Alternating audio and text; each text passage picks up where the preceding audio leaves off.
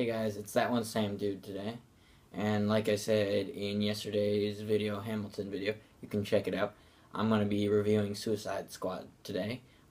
As of August 5th, it came out Thursday, 7 p.m., August 4th, but technically it's released on August 5th today. Written and directed by David Ayer. You may also know him from Fury, starring Will Smith, uh, Margot Robbie, and a whole bunch of other people. You could check it out. It's a very, very star-studded cast. Viola Davis, you know, a lot of great, great actors. Jai Courtney is also in it. Just great, great, great. Um, Will Smith, Margot Robbie topping off the cast. As I said earlier, they're they're going to be good in this movie, and they were very good in this movie. This is the third in the DC Universe line of movies, and the second one of their planned up to 2020 release of DCU movies. And all these movies are part of the upcoming release of Justice League and Justice League Part 2. This movie is about a group of criminals that all have been caught by Batman, and they live in Bel Rev, and they are a group of bad guys that are sent to take down a worse bad guy. I'm not gonna spoil anything of the movie till the very end when I talk about what I didn't like, because most of the stuff is in what I didn't like. This is way better than Batman vs. Superman, the previous DC Universe movie, and I like this a little bit better than Man of Steel. Jared Leto plays an amazing Joker. I couldn't speak better.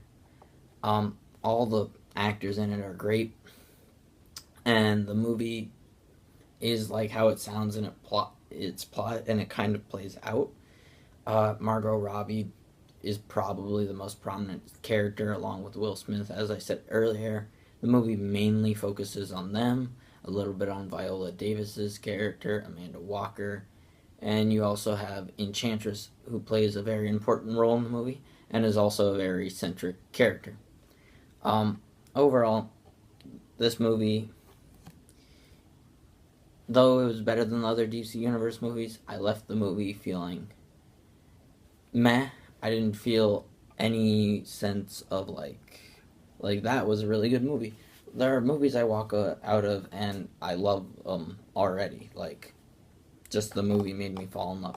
But this movie, there was nothing driving it. There wasn't any. They were jam packing so much content from the comic books into this movie, trying to catch up with Marvel, that this movie just felt meh.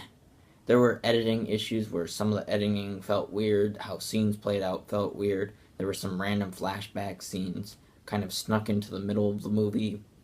They would have made sense in the beginning when they were doing all the flashbacks.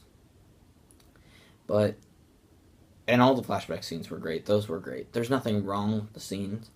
The actors did a great, great job. There's just, it feels like at some points it's also trying to be hip and young. And these are like hip, young, cool bad guys. And that kind of didn't jive well with me. But it's great. It's there's nothing wrong with the movie, but it fell down on a lot of the editing. A lot of the editing just wasn't very good. How stuff was edited. It's a very bright movie, and I saw it at AMC Del Amo 18 in the Dolby Theater. If you can go check that out, I think it's a better experience than the IMAX 3D. The screen is bigger, the sound system is better, and the image quality for it was great, and they also had reclining chairs. But the way I saw it was probably the best quality you can see the movie, one of the better ways. There was no 3D. I don't think you needed 3D. And all the actors did a great job, but there's something about this movie that just doesn't feel right. It's hard to put into words. But there was a lot I did like about the movie. If you love the DC Comics, I think you're going to like how they did these characters. They gave them respect, Harley Quinn is done a lot like I feel like how a real Harley Quinn should be done. Deadshot is done very, very well. I don't think they could have got a better actor than Will Smith to do it. And all the characters are done very, very well. David Ayer, who wrote and directed this, you could clearly tell that he paid great respects to these comic books while still trying to bring them into the real world. And I think Warner Brothers wanted a certain type of tone, and he did the best he could with that tone. And I feel like he made a great, great movie. Now, I'm going to be getting into the spoilers portion because I just have to. I can't say any more good or bad things without spoiling the movie. So spoilers, spoilers, spoilers. Um, the Flash is in this movie. That was another thing I loved. But what I didn't like was the ending kind of just feels like an ending. Oh. And then it goes on for a little bit. It just shows the bad guys and they're still in jail, but you somehow felt the sense of like, oh, they're good guys a little bit. But you still see them in jail. That kind of didn't feel right. And then the Joker breaks out Margot Robbie. Excuse me, Harley Quinn, is played by Margot Robbie. The Joker breaks her out, and I don't think that scene was needed. And then if you stay after the credits, it has a little nod to the Justice League, where Ben Affleck is asking for their profiles. That wasn't necessarily needed either. I felt like the movie should have ended when Rick Flag kissed Enchantress, and I feel like it should have ended there, or maybe when Deadshot met his daughter, because it just kept on going, and I felt a sense that the movie was already over, and then this was just extra. It wasn't even like falling action or resolution. You had already had your resolution, but I guess they wanted to give every character the resolution, and you already knew the Joker wasn't dead, but they were just visually confirming it. It's the same thing they did with Superman dying, but not really. Don't pretend you're going to kill these characters if you're not going to kill these characters. Also, another thing, they killed Slipknot in this movie, and going into the movie, I was watching it and I was like, oh, obviously because they have these mines implanted on them, they're going to blow up one of them as an example. And sure enough, Captain Boomerang and Slipknot try to run away, and Slipknot is the example because all the other characters are pretty much important, except for Slipknot, who wasn't even in Belle Rev in the first place, and you don't really see in the advertisements. You kind of know he's going to be the one to kick the bucket.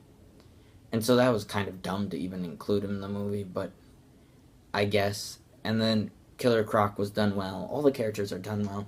I couldn't speak better. It's just the movie doesn't feel right. The tone doesn't feel right at points. And certain scenes are just awkward. Joker just randomly kills people in this movie, which is a good thing, but also kind of strange. He doesn't have any reasoning, where in the other movies he kind of did. It was like, oh, he's crazy, or oh, he's making an example. He's supposed to be this mobster type guy, but there was some really weird, this one really weird scene where he made Harley Quinn like almost kiss a guy, and they were like, what, you don't want her? And then he shot her. If I sound confused, that's because I am, and if you go watch the movie or have already seen the movie, I'm sure you're just as confused about that scene. There's a lot of weird scenes. So overall, I'd give this movie a 6 out of 10. I like it. It's good. If it comes out on Blu-ray and they included extra features like they did with Justice League, I'd probably buy this one because this is way better than Batman vs. Superman.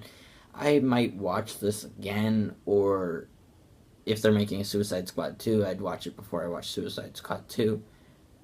It's not saying this movie is unwatchable, but it's a great one-time watch. I think if you want a good Harley Quinn and a Deadshot and Captain Boomerang and all that, I think they're done really well and with a lot of respect. I think this is the best we're going to see these bad guy characters done. And there are the little scenes, the flashbacks I talked about earlier that include Batman and the Flash.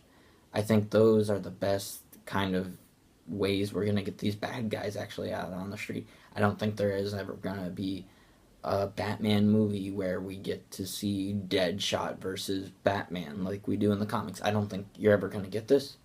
So I think getting that kind of chemistry on the big screen in this movie as a flashback is the best we're going to get it. Amanda Waller as Viola Davis, you're not going to get better than this. They just had perfect casting.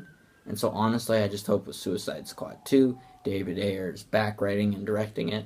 And I hope now that he got a lot of the backstory out of the way, and that's a good hour of the movie is just backstory, I feel like we can just kind of be like, here's the Suicide Squad. and I hope that's what's in future for all of the DC universe. And that kind of concludes my review. Tomorrow, an Overwatch video should be up, and that's just my opinion on Suicide Squad. You can check out other reviews and whatnot. Feel free. A lot of them rated it worse than me. I'm speaking kind of from a DC fanboy bias. But yeah, Overwatch review, and then Batman Arkham Knight review after that. Yeah, DC reviews coming. I'm sure I'll be reviewing everything DC animated that's to come, every DC video game, and every DC movie, because I'm a big DC fanboy. So expect more. That's all for today. And like, share, subscribe, and see you guys later.